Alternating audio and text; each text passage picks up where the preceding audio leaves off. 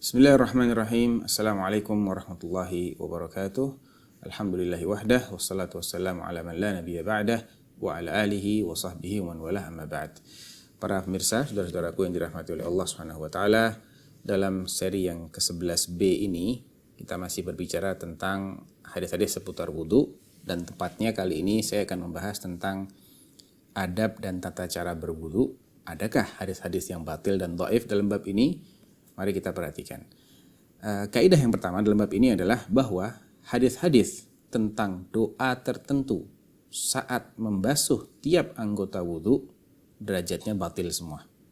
Saya ulang, hadis-hadis tentang doa tertentu saat membasuh tiap anggota wudu derajatnya batil semua alias palsu.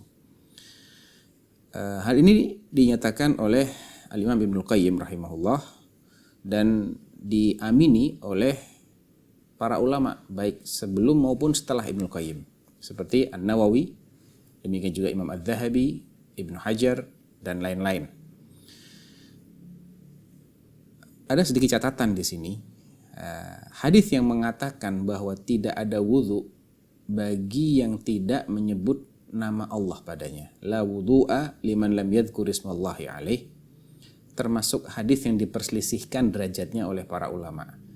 Jadi, apakah hadis ini masuk dalam kaidah yang kita sebutkan tadi? Alias apakah basmalah ini merupakan doa yang dianjurkan untuk dibaca ketika seseorang memulai wudunya, ataukah dia termasuk yang kita kecualikan dari kaidah ini? Ini masih diperselisihkan karena memang hadis ini juga menjadi perbincangan para ulama. Ada yang menganggapnya hadis yang makbul, yang bisa diterima, dan ada yang menolaknya. Dan kalau kita teliti satu persatu, maka jalur periwayatannya memang lumayan banyak, namun tidak ada satu jalur pun yang valid, yang bebas dari kelemahan dan cacat. Hal ini dijelaskan oleh sejumlah pakar hadis dari kalangan salaf maupun khalaf, seperti Imam Ahmad rahimahullah, Imam Hasan bin Nasr At-Tusi. Imam Ahmad itu wafat tahun 241 Hijriah, Imam Hasan bin Nasr At-Tusi wafat tahun 313 Hijriah, Al-Uqaili, Al-Baihaqi, Ibnu Taimiyah, Ibnu Katsir, As-San'ani, Ar-Rabai. Nah, mereka ini semuanya menyatakan bahwa hadis-hadis yang menganjurkan atau mengatakan harusnya membaca basmalah, kalau tidak maka tidak ada wudu, ini semuanya adalah hadis yang lemah. Bahkan Imam Ahmad rahimahullah menegaskan hal tersebut berulang kali. Beliau mengatakan, la a'lamu fil hadzal babi haditsan lahu isnadun jayyid. Aku tidak mengetahui dalam bab ini adanya satu hadis saja dengan sanad yang baik. Dia juga mengatakan dalam kesempatan yang lain, la yathbut indi isnaduhu dhaif. Ya, menurutku hadis ini tidak valid, sanadnya dhaif. Beliau mengatakan juga, la a'lamu fi hadzal babi haditsan yathbut aqwa syai'in fihi haditsu Katsir bin Zaid an Rubaih wa Rubaihun laysa bima'ruf. Aku tidak mengetahui adanya dalam bab ini hadis yang valid. Yang paling kuat sanadnya adalah hadisnya Katsir bin Zaid dari Rubaih. Sedangkan Rubaih bukanlah perawi yang dikenal. Dan beliau juga mengatakan dalam kesempatan yang lainnya,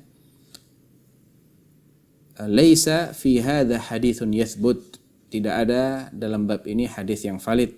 Wa ahsanuha haditsu Katsir bin Zaid wa dha'afa hadits Ibnu Harmalah. Yang paling baik dalam bab ini adalah hadisnya Katsir bin Zaid. Paling baik tidak berarti paling sahih, karena baik dibandingkan dengan yang lemah-lemah. Jadi dia paling ringan kelemahannya, bukan berarti dia menjadi hadis yang sahih. Dan beliau juga mendhaifkan hadisnya Ibnu Harmalah. Waqal, kata beliau, ana la amuruhu bil i'adah. Kalau ada orang yang berwudu tanpa membaca basmalah, aku tidak akan menyuruh dia untuk mengulangi wudunya. Wa arju an yujzi'ahul wudu. Dan aku berharap wudunya tetap sah.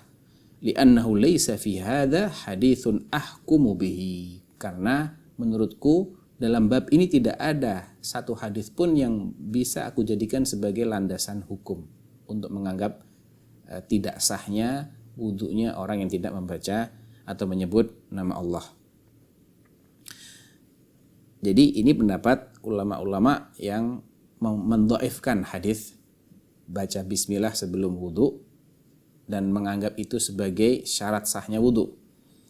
Adapun sejumlah ulama lain masih beranggapan bahwa banyaknya jalur periwayatan hadis ini yang memang masing-masingnya itu lemah masih bisa saling menguatkan sehingga minimal dianggap sebagai hadis hasan li ghairihi.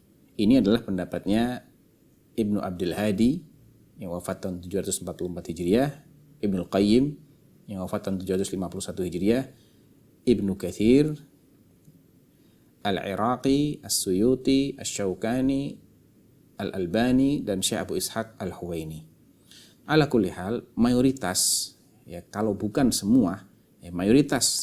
semua ulama salaf dari kalangan muhadditsin menganggap hadis ini adalah hadis yang dhaif.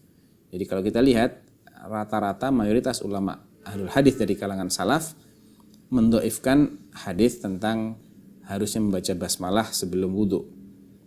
Nah, tentunya pendhaifan para ulama ini mestinya kita fahami dengan istilah yang memang populer mereka gunakan. Karena banyak di antara para salaf menggunakan atau mengklasifikasikan hadis hanya ke dalam dua saja, sahih dan dhaif. Kalau beliau katakan tidak sahih, berarti ya dhaif. Beda dengan penggunaan istilah yang digunakan oleh ulama-ulama yang datang berikutnya, yang mengklasifikasikan hadis menjadi tiga, sahih, hasan, dan dhaif. Kalau mereka bilang tidak sahih, masih mungkin masuk kategori hasan atau dhaif. Tapi ketika yang menggunakannya adalah para ulama salaf zaman Imam Ahmad, yang memang penggunaan istilah hadis hasan itu jarang sekali digunakan dalam pengertian hadis hasan yang dibakukan dalam ilmu mustalah. Sehingga ketika mereka menafikan tidak ada yang sahih dalam bab ini, berarti yang hasan pun tidak ada. Karena pembagian mereka adalah pembagian ke dalam dua kategori saja, sahih atau dhaif. Dan yang sahih itu meliputi yang hasan juga. Apalagi Imam Ahmad mengatakan laisa fi hadza haditsun ahkumu bihi. Tidak ada dalam bab ini hadis yang bisa aku jadikan sebagai landasan untuk menghukumi. Padahal beliau termasuk ulama yang sering menggunakan hadis dhaif ketika tidak ada lagi yang bisa digunakan dalam bab tersebut. Kendati pun demikian, beliau tidak menggunakan hadis ini.